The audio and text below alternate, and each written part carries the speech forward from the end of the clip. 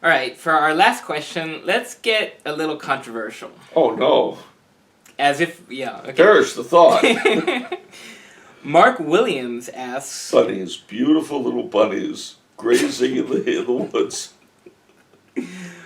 What should we believe about separation of church and state? Well, speaking of bunnies, what should we believe about the Easter Bunny and the Tooth Fairy? The separation of church and state doesn't exist. It has never existed, and it never will exist. There may be separation between my church and the state, his church and the state.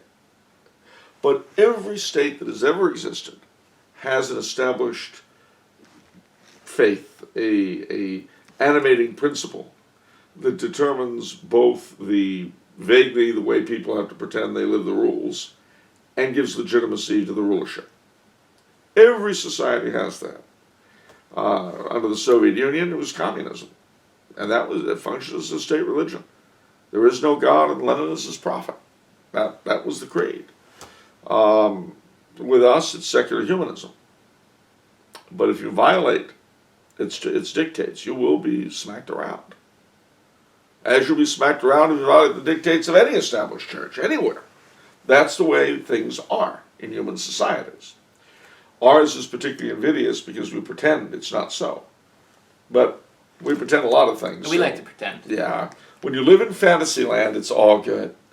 But at any rate, who are we to judge after all? But what makes one human society different from another is the nature of the state church. You see. So if one society's state church is Catholicism, and another's is ritualized cannibalism, there will be differences in those two societies, and those two very different faiths will determine what those differences are. I see. Or, say it was sacramentalized infanticide instead of cannibalism. Oh, I'm sorry, what we have. Sorry, that wasn't funny. Was it? Yeah, it's hard to tell. All right, never you mind. But that said, what are we to think of separation of church and state? I don't know. It doesn't exist. We may want the current church separated from our state, but something else will have to take its place.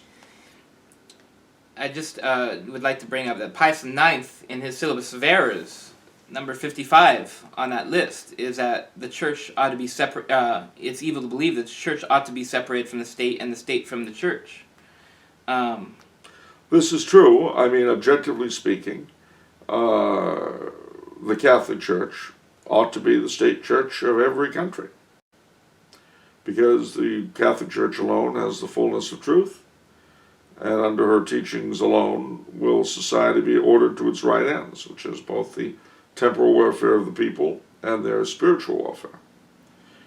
But there will be union of the state and some church, even if it isn't called a church or recognized as a church. Okay. But